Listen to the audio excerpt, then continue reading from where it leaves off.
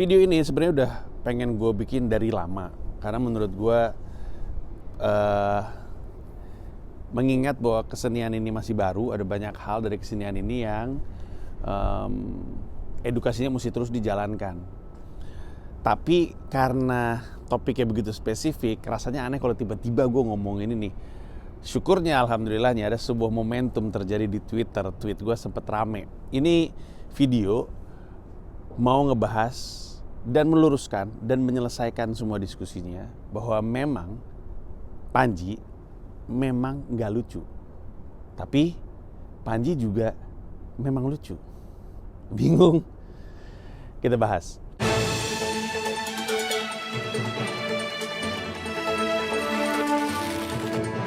Cuman 5, lu tau gak sih nasi kotak tuh soal kayak yang dibagi-bagi gitu, kayak plastik-plastik gitu. Sekian bihun, nasi, sama tempe orek cuman 1, 2, 3, 4, 5. Cuman 5 gini doang deh. Sini, itu trompet kamu? Saya? Trompet punya siapa?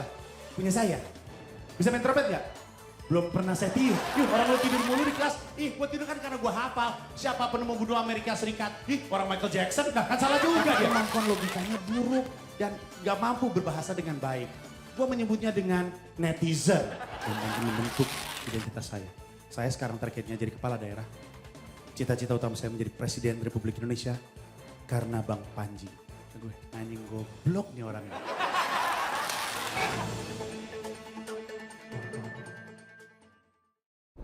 Jadi berapa hari yang lalu gue nge-tweet.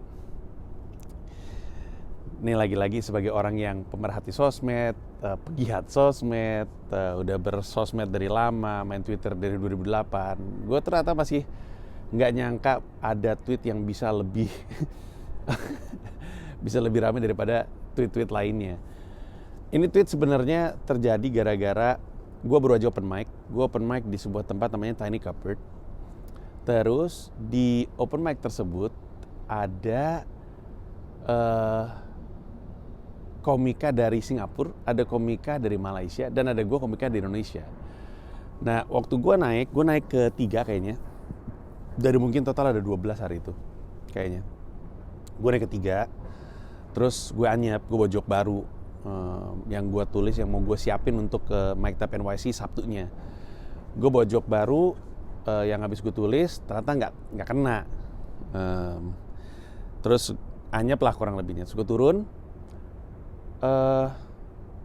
langsung setelah gue tuh berapa orang setelah gue muncul nih, ada satu komika. Dia bilang, tadi ada yang dari Indonesia, gue dari Malaysia kata dia. Terus dia bilang, jarang-jarang ya ada komika Malaysia sama Indonesia ketemu. Walaupun gue baru ngelakuin dia Januari, gue bilang iya bener, gue gak pernah ketemu sama komika Malaysia. Dia stand up, pecah dia. Abis itu si Malaysia turun, berapa komik selang, masuk satu orang. Dia orang Singapura. Terus bilang, lu orang Indonesia kan? Sama orang Malaysia? Singapura kata dia. Aneh banget ya, ada 3 negara ASEAN kata dia. Terus dia stand up, terus dia pecah. Nah pas dia turun, gue nyamperin sih, kalau nggak salah namanya Ronnie Sim, udah gue follow di Instagram, nanti lo cek. Gue samperin dia, gue bilang lu lucu banget. Jadi belakangan gue baru tahu bahwa kalau nggak salah Ronnie Sim ini, dia emang udah jauh lebih advance dari gue. Dia hosting open mic juga di Tiny Cupboard, tapi Tiny Cupboard Studio. Jadi Tiny Cupboard tuh organizer open mic, ada 2 venue, ada di studio apartemen sama ada di dia sebutnya Tiny Cupboard Church karena dia pakai tempat yang dulunya gereja tapi udah dijadiin tempat open mic sama mereka. Ternyata mereka si Ronnie ini udah cukup mateng, terus udah cukup sering show. Dan gue nggak tahu apakah dia bawa beat lama atau emang beat baru, tapi dia emang solid beatnya. Dia sebenarnya ngomongin menjadi orang gay di negara konservatif Malaysia. Terus bagus sebenarnya setnya. Salah satu joke-nya dia lucu banget buat gue, ada di Instagram yang lo bisa cek. Beatnya tuh kalian tahu apa Squid Games kan gitu. Terus yang nonton pada nyorak gitu. Terus gue ngerti kenapa Squid Game tuh terkenal banget di Amerika. Soalnya akhirnya karena ada Squid Game, orang Amerika bisa ngebedain satu orang Asia dengan orang Asia lain.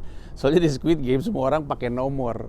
Ya kasihannya nomor 45 mati, harusnya nomor 13 tuh yang mati gitu. Lucu lah pokoknya ini orang.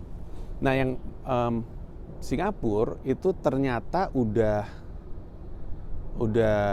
kayaknya gue lupa deh, kayaknya dia native gitu, namanya Hasan. Haikal lupa namanya. Ada di Instagram gue juga, gue follow. Dia tuh ternyata native, dia tinggal di sini, terus dia lebih baru stand up. Tapi kelihatannya dia bawa set yang emang sering dia pakai. Udah nih, kenalan, tukeran Instagram, terus gue bercanda, gue bilang, emang jarang ya ada 3 wakil ASEAN dalam satu open mic gitu. Terus mereka ketawa iya gitu. Terus gitu gue bilang, mana gue nggak lucu lagi tadi, saya bikin malu Indonesia. Terus mereka ketawa. Nah terus pulangnya gue nge-tweet, tapi gue nggak bilang memang di tweet itu kalau gue lagi open mic. Gue nge-tweet, gue bilang, barusan di tempat gue, apa gue bilang ya open mic, enggak ya, barusan gue stand up, ada orang Malaysia, ada orang Singapura sama orang Indonesia, dan dari perwakilan ASEAN itu gue paling gak lucu, maafkan aku Indonesia. Gue tuh sebenernya bercanda karena itu kan juga bukan lomba gitu, itu bukan lomba, buat apa gue juga minta maaf gitu, lucu aja. Momennya tuh lucu. Tapi kan gitu ya, netizen tuh suka berkesimpulan utuh atas informasi sepotong. Ini kelihatan dari responnya ya. Ada yang bilang gini, ada yang responnya gini, si Panji di Indonesia tuh udah paling terkenal, masa ketika ketemu komika Malaysia dan ketika komika Singapura dia paling gak lucu? Emang segitu burukkah kualitas komedi Indonesia? Emang kayak gitu? Jawabannya tentu enggak, karena ini open mic. Kita nggak tahu mereka bawa joke baru atau enggak. Terus gue juga joke-nya masih baru yang pasti, jadi belum benar-benar kuat. Pada akhirnya joke-nya gue pakai di Mike Tapenwasi dan pecah-pecah juga. Jadi ya nggak bisa, bukan lomba gitu, ini bukan suca gitu, stand up komedi ASEAN gitu. Jadi nggak bisa dibandingin. Tapi terus tuh tweetnya jadi rame, terus gitu ada satu lucu banget lagi, dia bilang gini, lu di Indonesia aja gak lucu bang, apalagi di Amerika. Pokoknya itu tweet rame banget lah, dan gue juga baru sadar itu tweet rame gara-gara gue di DM di Instagram.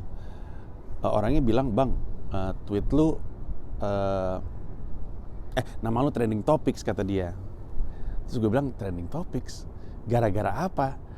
Terus dia ngasih lihat si tweet awal gue dan tweet respon-respon orang-orang. Terus gue bilang, ya ampun, gara-gara ini ternyata. Terus ada satu lagi orang DM, terus dia ngasih lihat gue juga, dan dia lebih kayak, tapi bang ini kayaknya dia ngomongnya gimana sih, abang apa ya, gimana perasaan abang? Pokoknya dia khawatir sama perasaan gue, sama apa serangan-serangan itu. Gue bilang, tapi kan mereka semua benar gitu. Terus oh iya ya, akhirnya gue pikir ya yang bikin itu rame sebenarnya adalah perdebatannya. Dua hal ya perdebatannya. Jadi ada yang bilang gue nggak lucu, terus kayak ada yang nggak terima gitu. Itu satu, dan itu nggak perlu sebenarnya. Nanti gue jelasin. Dan yang kedua adalah ini ada satu lagi orang bilang, itu kayaknya orang sebel-sebel aja malu bang. Terus mereka ikut-ikutan, pas gue cek emang gitu juga.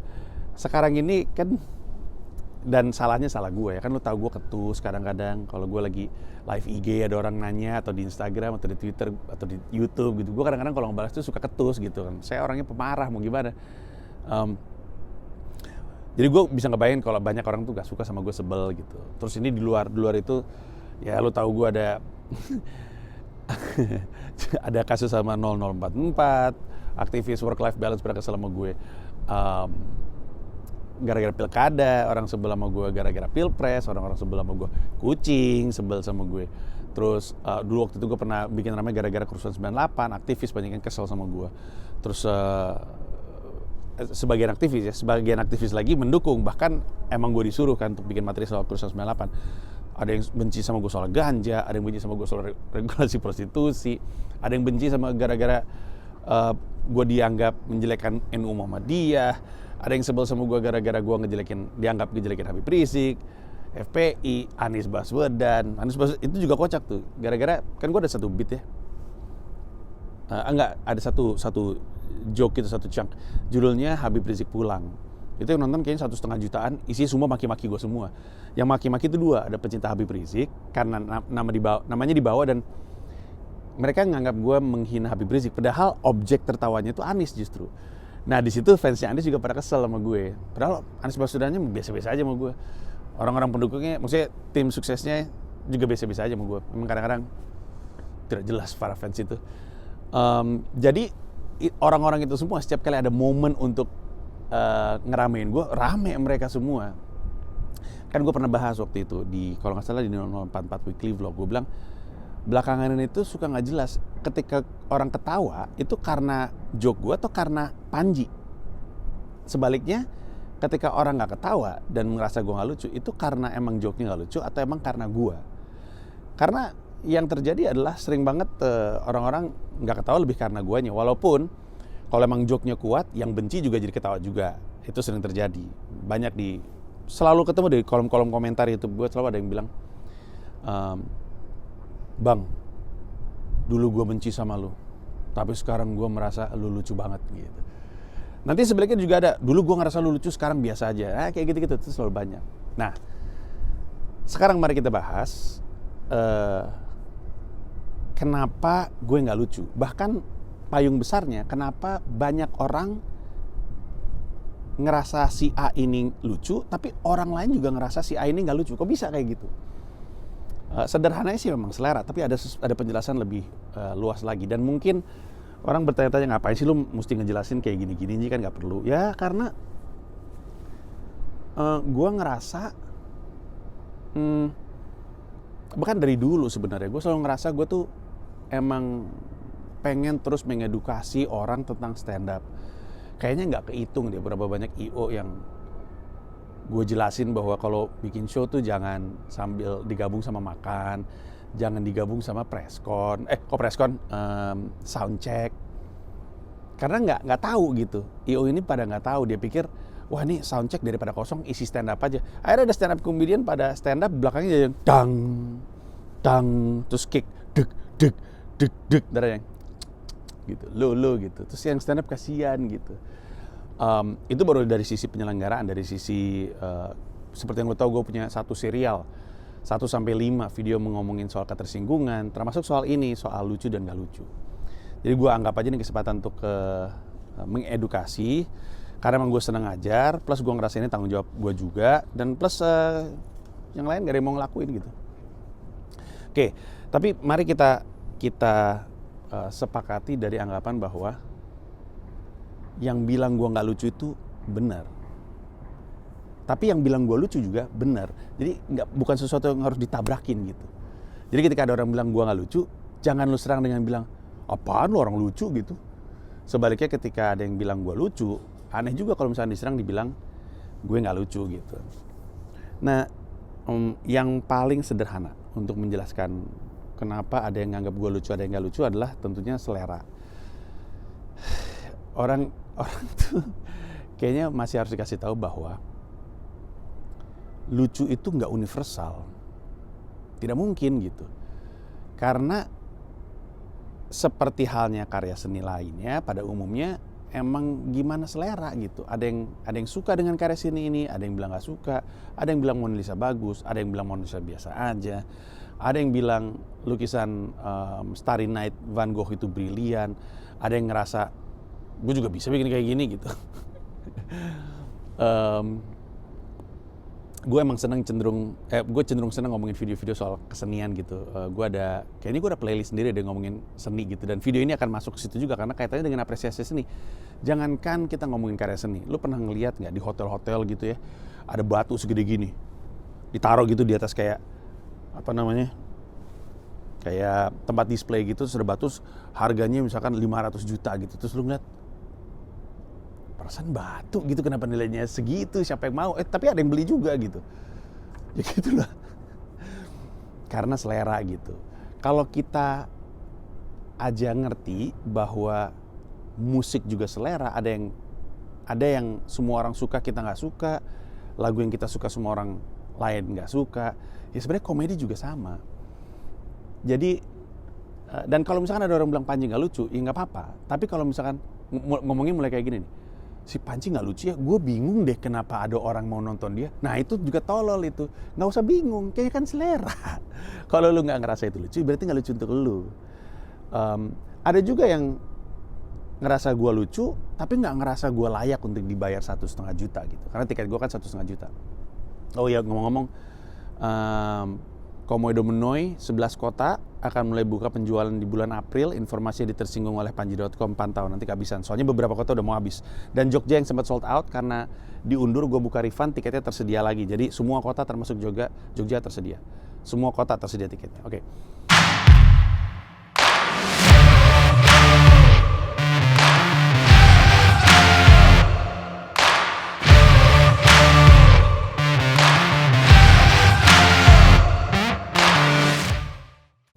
Tapi kan tiket di Istora tuh, itu kan harganya 1 juta, 1,5 juta. Bahkan waktu tahun 2020 bulan Juni, gue ngejual 3.300 tiket dalam 3 menit. Dimana harga tiketnya sampai 1 juta. Pada saat yang bersamaan ada juga yang nonton gue, tapi nggak ngerasa layak untuk bayar segitu. Jadi mereka nggak beli. Nah, apresiasi terhadap seni itu relatif gitu. Nggak usah lu ributin, nggak usah lu ramein gitu. Kayak kan waktu di Pragiwaksono, kan gue stand up di JCC tuh. Itu kan 5.000 orang ngelilingin Plenary Hall tuh, banyak banget. Itu di kolom-kolom komentar videonya itu suka ada yang ngomong, ini orang nih apa-apaan sih? Ngapain mereka nonton orang gak lucu kayak gini? Ya karena selera. Lu gak ngerasa lucu kan bukan berarti orang lain gak ngerasa lucu. Sebaliknya kayak gini deh, gak usah jauh-jauh. Komika aja bisa ngerasa gue gak lucu. Atau lebih tepatnya gak ngerasa selera. Remin waktu itu pernah ngomong sama gue bahwa gue itu bukan istilahnya not his cup of tea gitu. Antara emang secara selera gak masuk, atau emang apa yang gue bahas dalam beat gue emang bukan hal-hal yang dia suka gitu. Atau cara gue mengamati sesuatu tuh bukan sesuatu yang dianggap lucu menurut dia gitu. Ya jangankan Remin deh, sahabat gue, salah satu komisaris komika, gue kenal sama dia dari tahun 96-97. Rama, dia jalanin perusahaan komika bareng sama gue. Dia kalau gue stand up gak ketawa. Sahabat gue itu. Karena kalau kata dia sih, karena dia ngerasa, dia bahkan bilang, emang si Panji gini tiap hari. Tanya sama Rama deh, Bang Rama kalau Mas Panji stand up gak ketawa gara-gara Mas Panji tiap hari emang kayak gitu biasanya. Dia sama istrinya Ines itu bilang, gue kalau ngelihat Panji di atas panggung stand up, buat gue biasa aja, emang tiap hari kayak gini dia gitu. Jadi, dan gue juga biasa aja gitu. Maksud gue kalau sahabat gue aja bisa nggak satu selera sama gue, ya udah santai gitu. Maksud gue, kenapa ya orang lain mesti ngedebatin selera-selera orang-orang yang nggak suka sama gue? Ini lebih aneh lagi. Gue kenal ada beberapa orang. Salah satunya lawyer gue. Noval Vilendi, dia nggak suka nonton gue stand up. Dia bilang dia lebih suka nonton gue nge-rap. Nah, lu bingung nggak? Buat lu rap gue nggak bagus kan? Buat dia karya rap gue tuh jauh lebih bagus daripada stand up gue. Gue kenal ada namanya Rizky Lazuardi, nggak pernah nongol kalau gue show stand up. Kalau gue rap dia nongol. Kenapa? Selera. Mau kita bahas nih selera soal lagu rap. Helikopter pas di atas kepala. Jadi selera tuh nggak bisa diatur, selera tuh nggak bisa diutak-atik. Jadi ya udahlah gitu. Nggak usah lu ramein gitu kalau ada orang yang mempertanyakan selera lu gitu ya. Karena gini, prediksi gue adalah ketika ada yang bilang gue nggak lucu, orang yang nganggap gue lucu merasa itu serangan terhadap dia, serangan terhadap selera dia. Enggak. Semua orang boleh ngomong siapapun nggak lucu. Ketika ada orang bilang gue nggak lucu, dia benar karena bagi dia nggak lucu. Saat yang bersamaan ketika ada orang yang ngerasa gue lucu, buat dia itu benar karena emang selera dia ngerasa gue lucu. Udah, yang nganggap gue lucu dan nggak lucu, ya emang benar gitu. Nggak perlu diperdebatkan.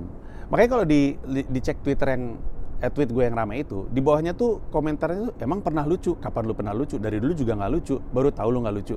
Karena untuk orang-orang ini emang gue nggak pernah lucu gitu. Tapi bahkan dalam karir ya, dan ini juga selalu gue omongin sama anak-anak komika di manajemen gue punya keyakinan kalau misalnya ada banyak banget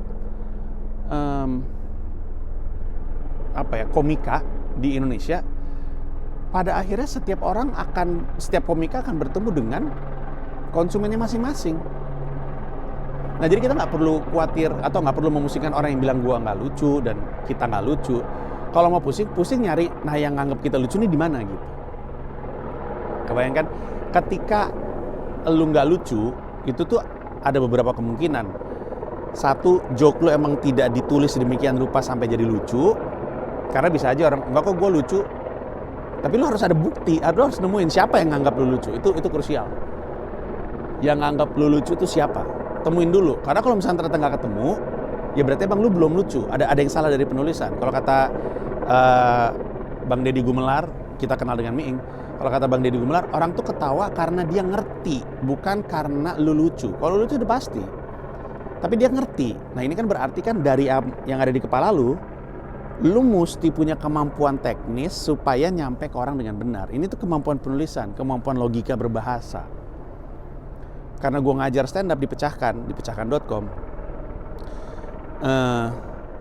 gue tahu bahwa semua orang yang belajar sama gue, ide joke-nya tuh lucu. Hampir semuanya ide joke-nya lucu. Orang dia anggap itu lucu.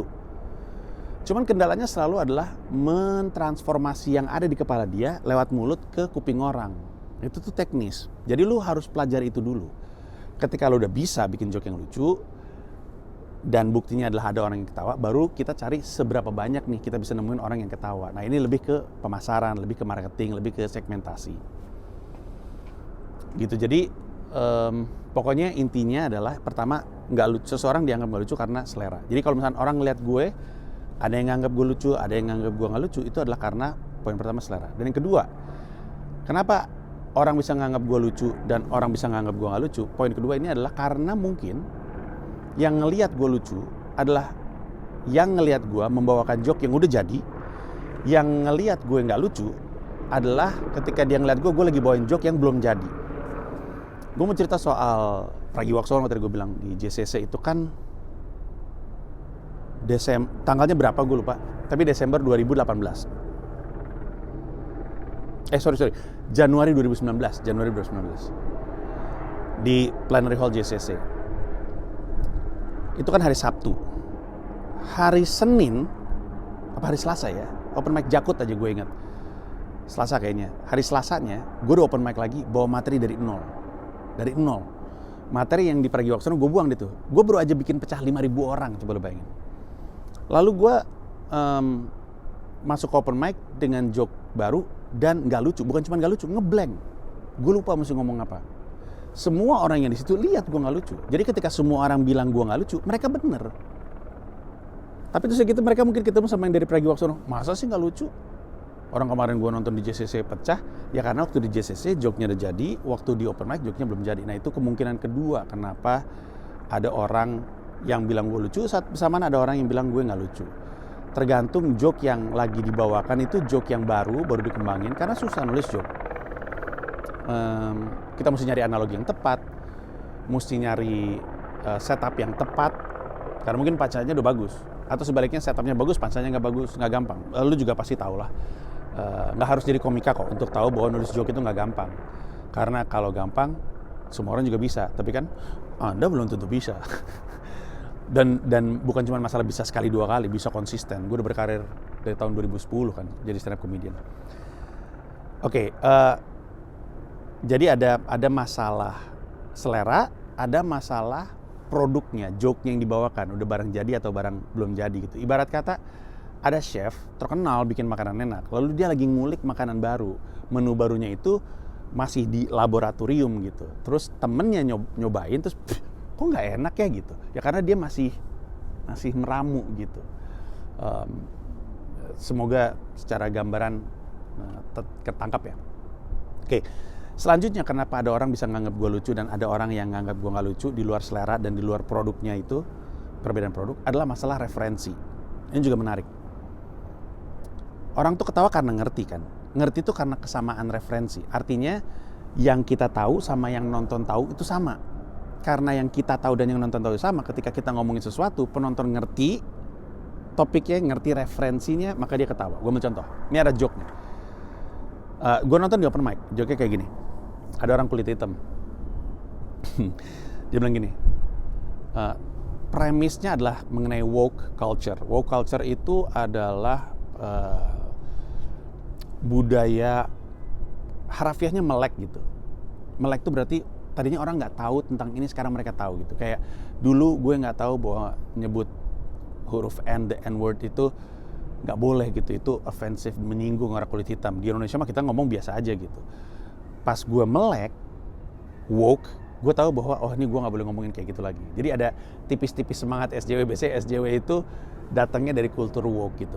Oke, jadi premisnya tentang woke. Terus setupnya gini. Sebelum setup dia pakai colekan. Colekan itu kalimat yang didesain untuk bikin orang memperhatikan. Jadi nggak serta-merta setup, colekan. Colekannya gini. Lu punya temen yang woke nggak? Nah, ketika seseorang, termasuk penyiar, ini diajarin di radio, membuka dengan istilahnya open question, orang nggak sengaja mau nggak mau itu bawah sadar itu ngejawab. Jadi ketika kita nanya, lu punya temen yang woke nggak? Orang yang dengerin atau nonton itu langsung engage. Dia refleks jawab iya atau tidak gitu, engage gitu. Ini teknik siaran radio open question. Dia buka dengan colekan, lu punya temen woke nggak? Nah terus begitu ini setupnya. Dari premis woke tadi, ini setupnya.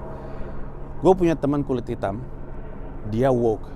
Saking woke-nya, kalau dia pusing, pas dia mau ngambil obat ke dalam botol obat, dia nggak pernah ngambil kapasnya. Saat ini prediksi gue, tidak banyak yang ketawa, nggak banyak yang senyum, nggak banyak yang tergelitik. Karena nggak punya referensi yang sama. Nggak punya referensi yang serupa dengan yang lempar joke dan dengan tempat di mana joke itu dilempar. Supaya lu ngerti lucunya di mana, lu mesti tahu dulu bahwa para budak-budak kulit hitam di Amerika Serikat itu dulu diperbudak di perkebunan kapas. Kerjanya budak-budak kulit hitam di Amerika Serikat itu adalah mungut-mungutin, ngambil-ngambilin kapas di perkebunan. Tonton film Django Unchained yang main Jamie Foxx. Di situ lo akan ngerti. Nah, orang kulit hitam juga orang Amerika secara umum ngerti referensi ini, ngerti soal orang kulit hitam itu kerjanya ngambil-ngambilin kapas. Woke culture terhadap isu itu ngerti bahwa perbudakan itu nggak boleh. Jadi ketika ada orang bilang saking woke-nya temen gue yang kulit hitam ini, dia lagi sakit kepala pas mau minum obat, dia bahkan nggak ngambil kapasnya. Orang jadi ngerti karena ngambil kapas, terus orang ketawa kan, ya Allah segitunya sampai ngambil kapas di botol obat aja dia nggak mau gitu. Ini juga bisa nggak lucu untuk orang yang nggak ngerti bahwa botol obat kapsul itu ada kapasnya di atasnya. Referensi gitu. Terus udah gitu lanjutannya adalah si komiknya bilang, gue nanya sama temen gue, nggak mau lu cabut dulu itu kapasnya biar gampang ngambilnya. Enak aja, kita udah diperbudak ratusan tahun bro. Masa sekarang tiba-tiba gara-gara gua pusing doang gue jadi mesti ngangkatin kapas gitu. Terus ada lanjutannya. Temen gue yang woke tadi sempet jalan-jalan sama gue. Di perempatan kami mau nyebrang. Pas lampu nyebrangnya nyala, gue nyebrang nih. Tapi dia berhenti. Dia nggak ikut nyebrang. Gue di tengah jalan sampai nengok ke dia, sampai nanya, kenapa lu nggak nyebrang? Terus temen gue yang woke bilang gini, nggak ah, gue malas disuruh-suruh sama orang putih. Kemungkinan besar sekali lagi ada yang ketawa, ada yang enggak, ada yang senyum, ada yang nggak ngerti lucunya di mana. Karena kesamaan referensinya nggak ada gitu. Kalau lu tinggal di Amerika Serikat, utamanya di New York, lu tahu bahwa lampu untuk orang nyebrang, kalau orang jangan nyebrang tuh lampunya tangan merah, tangan warna merah. Lampu untuk orang nyebrang ada lampu manusia berwarna putih lagi jalan. Orang putih. Jadi tangan merah sama orang putih. Temen yang woke itu nggak mau nyebrang karena dia nggak mau disuruh-suruh sama orang putih. White person, white man. Ketangkap sekarang? Jadi ridiculous gitu. Lucunya lucu karena berlebihan banget sih ini orang gitu. Saking woke-nya nggak mau nyebrang jalan karena dia nggak mau nurut apa yang dikatakan sama orang putih gitu. Padahal lampu gitu. Nah itu kan masalah referensi. Gue juga korban yang sama, bahkan di open mic belakangan ini juga gitu. Gue ada satu bit yang lebih lucu di depan komika ketimbang di depan penonton pada umumnya, terutama di depan orang Indonesia. Gue punya joke soal Florida. Gue bilang, bit gue tuh kayak gini, kenapa ya? Gue perhatiin kok komika seneng banget ngomongin Florida. Terus mereka pada ketawa. Itu tuh I was being sarcastic karena Florida itu dicela-cela mulu sama komika Amerika ya, sebagai tempat yang kayak terbelakang banget gitulah, kayak kampungan gitu. Karena mereka tuh umumnya konservatif, terus mereka nggak suka gay people, gitu-gitu lah pokoknya. Kemarin baru ada kayak DPRD-nya gitu, baru gua nggak tahu sih tepatnya DPRD-nya atau enggak, tapi intinya ada aturan yang mengatakan bahwa nggak boleh mendiskusikan soal homoseksualitas gitu. Nama billnya itu Don't Say Gay. Apa coba? Nah, kalau di open mic, ketika gue ngomong, for some reason, comics like to talk about Florida, pada ketawa karena mereka guilty gitu. Gue bersalah, gue juga suka ngomongin gitu setiap kali gue jadi punchline itu ke Florida gitu. Kayak kalau di Indonesia itu kan sering banget punchline-nya Bekasi gitu. Sekarang udah enggak sih, tapi ada masanya itu punchline-nya Bekasi, dikit-dikit Bekasi, dikit-dikit Bekasi. Ini kayak gitu, tapi Florida. Jadi ketika gue bilang, for some reason comics like to talk about Florida, di depan komika-komika pecah. Pas gue bawain di Makita Penwasi, yang nonton tuh kebanyakan penonton biasa, dan terlebih lagi orang Indonesia. Orang Indonesia nggak ngerti. Buat orang Indonesia ya semua Amerika gitu. Tapi untuk orang Amerika yang tinggal di sana, mereka tahu bahwa ya, Florida emang sering dibahas, sering jadi target joke gitu. Itu aja cukup menjelaskan bagaimana perbedaan referensi itu membuat ada yang ngerasain lucu, ada yang ngerasain ini nggak lucu. And a lot of comics like to talk about Florida. Like to shit about Florida. And the way they describe Florida, it sounds like Indonesia. But I noticed something, comics really like to talk about Florida. Yeah. It's mostly on their punchlines. And I noticed comics really like to talk about Florida. Why is that? And from the sound of it, it seems like Indonesia is similar to Florida. I'm starting to think Indonesia might be the world's Florida. A lot of comics like to talk about Florida. They really do. They like to, usually it's on their punchline. Like Florida is a funny place or something. And from the sound of it, it sounds like Florida is similar to Indonesia. Yeah. Apalagi? Terus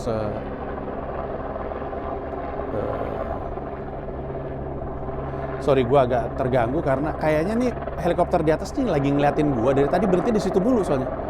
Muter-muter berhenti di situ. Apa nggak boleh gue bikin kayak gini? Anyway, oke, kita lanjut. Juga ini ada kemungkinan lain nih. Kenapa ada satu orang ngelawak, lalu ada yang ngerasa dia lucu, ada yang ngerasa dia nggak lucu. Salah satu, dan ini agak susah untuk gue jelasinnya, tapi semoga lo nangkap maksud gue. Alasannya adalah karena orang ini lebih pinter dalam nangkap layer dalam joke-nya. Jadi joke-nya itu tidak kan stand up tuh pakai majas ya, dan kadang-kadang stand up tuh kalau ngomong sesuatu nggak letterleh gitu, asik letterleh. Ada orang yang lebih gampang nangkep joke-nya, ada yang nggak nangkep joke-nya gitu. Contohnya gini, ada stand up comedian gay, ini di Amerika nih, gue ngeliat sendiri.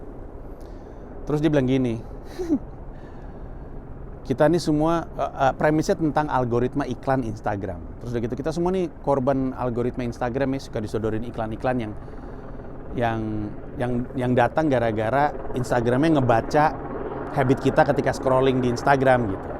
Terus dia bilang gini, masa kemarin gue dikasih iklan pendaftaran masuk polisi, itu ketawa rata ketawa.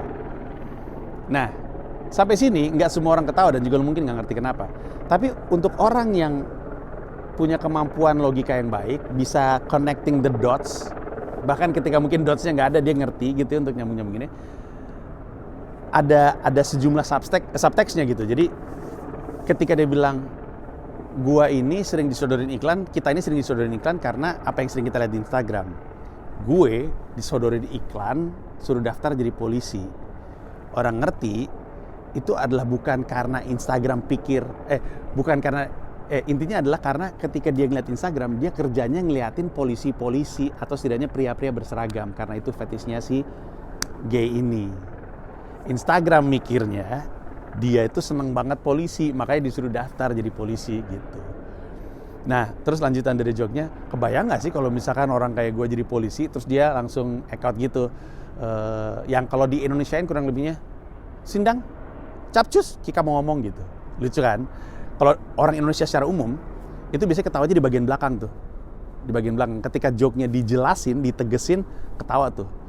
Tapi di Amerika gue perhatiin, sampai sini tuh udah berketawa. Bukan masalah pintar dan nggak pintar. Ini lebih kepada lebih sering nonton stand up, sehingga dia lebih nangkep ke depan gitu. Kayak gue sama Cing Abdel, itu sering banget ketawa ketika open mic. Bahkan ketika orang lain nggak ngerasa lucu. Dan gue sama Cing Abdel sepakat atas hal yang sama. Kita ketawa walaupun orang lain gak ketawa karena kita ngerti joke-nya tuh pengennya kayak apa, satu. Dan kedua, kita ketawa karena kita ketawa sama Cing Abdel, lah kok gitu gitu. Jadi ketika dia salah lucu buat kami gitu. Tapi banyak orang kemampuan logikanya itu baik sehingga udah nangkep joke-nya. Ketika dia bilang, oh gue jadi korban algoritma Instagram ngasih lihat gue iklan gara-gara habit gue dalam scrolling di Instagram. Kemarin masa gue dikasih iklan suruh daftar jadi polisi. Ya jelas bukan karena dia emang pengen daftar jadi polisi, tapi karena dia seneng ngeliatin polisi-polisi gitu. Pria-pria berseragam gitu tuh fetishnya dia gitu. Atau sebaliknya, pinternya tuh lebih kayak gini. Ada orang yang bisa nggak ketawa karena pinter. Jadi kalau tadi kan ketawa karena dia lebih pinter, ini tuh nggak ketawa karena dia lebih pinter. Bisa juga, kayak contohnya gini. Waktu itu gue pernah ngeliat joke. Bukan lebih pinter ya, lebih tahu gitu tepatnya. Dia nggak ketawa karena dia tahu lebih banyak. Karena kan stand up comedian kan kelucuan itu datang dari kealpaan cara pikir dia. Salah pikir, salah sangka, jadi lucu. Ada satu stand up comedian, di open mic gue pernah ngeliat, dia bilang gini, kemarin gue ke ATM drive-thru di Bandung, gue ingat sekali di Bandung. Ke ATM drive-thru, aneh banget dah, masa ATM drive-thru tombol-tombolnya ada braille-nya? Terus dia bilang, lah emang ada orang buta nyetir? Ketawa dong. Gue nggak ketawa, karena gue keburu tahu bahwa ATM itu tidak didesain satu-satu untuk satu lokasi gitu. Badannya diproduksi sendiri, semua tombolnya diproduksi sendiri, lalu di-assemble gitu, dipasang untuk ditaruh. Jadi ketika tombol itu dibuat, tombol itu tidak tahu bahwa dia akan dipakai untuk ATM drive-thru. Tombol mah dibikin aja, makanya dari setelan awalnya tuh udah ada braille-nya. Gitu, makanya gue nggak ketawa karena gue tahu seperti apa. Gue ngerti lucunya di mana, jadi gue senyum aja, tapi gue nggak bisa ketawa gitu karena gue tahu lebih gitu. Gue tahu jawaban dari ketidaktahuannya dia gitu. Ya, itu juga salah satu alasan kenapa ada yang ngerasa lucu, ada yang ngerasa nggak lucu. Nah, ini ada satu lagi alasan kenapa untuk satu komika, gue gitu misalnya, ada yang ngerasa gue lucu, ada yang ngerasa gue nggak lucu.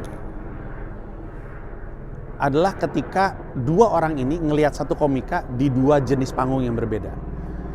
Ada komika yang nggak akan pernah bisa pecah di corporate gig, ada. Karena nggak cocok stylenya. Ambil contoh, dan kalau nggak salah orangnya juga pernah ngomong ini sama gue, Indra Frimawan. Nggak mudah untuk Indra Frimawan ke corporate gig gitu, untuk mecahin. Mungkin bisa corporate gig tapi yang tertentu aja. Di sisi yang lain, ada komika yang panggungnya corporate gig. Gue ambil contoh sempurna deh. Dan semoga orangnya nggak keberatan. Iwel itu banyak yang nganggap nggak lucu. Tapi menurut gue ya adalah karena selera. Karena gue pernah ngeliat Iwel di panggung politik gitu. Jadi kayak di acara politik itu isinya bapak-bapak semua pecah. Karena emang tempatnya aja. Kalau misalkan kayak Iwel di depan pelajar mungkin nggak gitu kena gitu. Kayak gue stand up di SMA mungkin nggak kena. Di saat yang bersamaan ada yang merasa nggak cocok manggung di TV. Ada banyak komika-komika kita tahu dia legend sifatnya. Tapi nggak, kalau di TV nggak lucu. Ini bukan cuma ngomongin gue ya. Kalau gue harusnya gue bisa pecah di TV, tapi legendanya adalah Panji kalau manggung di TV nggak pernah lucu. Tapi gue kayaknya waktu di Indosiar di acara Magic Comedy itu lucu deh.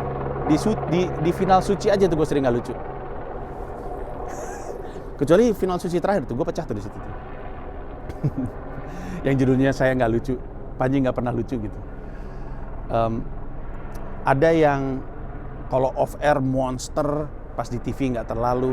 Ada yang kalau di TV monster, pas off air dirasa kurang ada edge-nya gitu. Jadi kenapa satu orang bisa dianggap lucu dan nggak lucu? Karena ada yang ngelihat dia di habitatnya dia sehingga lucu, ada yang ngelihatnya dia keluar dari habitatnya sehingga dianggap nggak lucu. Masuk akal? Kayak gini deh, dulu ya, kalau sekarang udah nggak. Viko zamannya, Assalamualaikum. Waktu suci itu, Pas di panggung suci, rata makanya grand final kan. Tapi dia bawa personal itu ke corporate gig nggak kena. Ya emang kayak gitu aja, style gitu. Ya kayak, ya selera gitu. Kayak misalkan, gimana ya, gue ambil contoh apa ya. Kayak misalkan apa ya.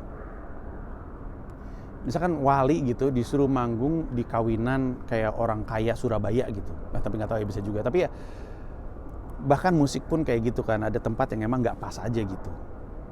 Emang nggak cocok gitu, emang nggak dimakan gitu. Walaupun ada juga yang sifatnya universal gitu. Ya nggak sih?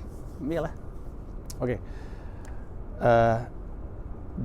Jadi ada banyak contoh, tapi salah satu alasan terakhir kenapa satu orang bisa dianggap nggak lucu dan dianggap lucu sama orang lain adalah karena emang nggak suka aja. Gue taruh ini paling belakang. Karena benar tapi ya nggak perlu terlalu kita pikirkan. Tapi emang benar. Kadang kalau emang nggak lucu, dia ngelawan aja. Kalau emang dia nggak suka, dia ngelawan aja. Lucu dibilang enggak. Karena emang ya keburu benci, gimana namanya juga keburu benci gitu. Tapi itu biasanya juga ntar lama-lama berubah gitu.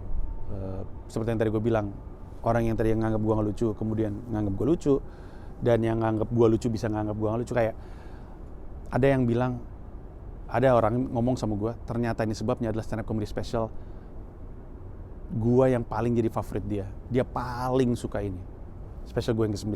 Ada juga yang bilang, kok nggak ini ya, nggak sekuat yang lainnya, gue kecewa deh. Harusnya lu balik lagi ke masa yang lalu gitu, kayak ke juru bicara gitu. Terus nanti ada yang bilang, kalau gue paling suka Merdeka Dalam Bercanda 2012, Viko salah satunya, Viko Saminatus Limbo itu lebih suka 2012 si Merdeka Dalam Bercanda. Lalu ada yang nggak suka Pragiwaksono karena terlalu personal, katanya kurang berbobot dan apa segala macamnya. Tapi Soleh bilang dia paling suka Pragiwaksono karena di Pragiwaksono doang si Panji nggak sok iye gitu, nggak sosok Indonesia banget walaupun ada sedikit di belakang. Ada yang bilang, kenapa ya, kok gue lebih ketawa denger beat lu dalam bahasa Inggris, waktu lu stand up bahasa Indonesia gue nggak ketawa sama sekali.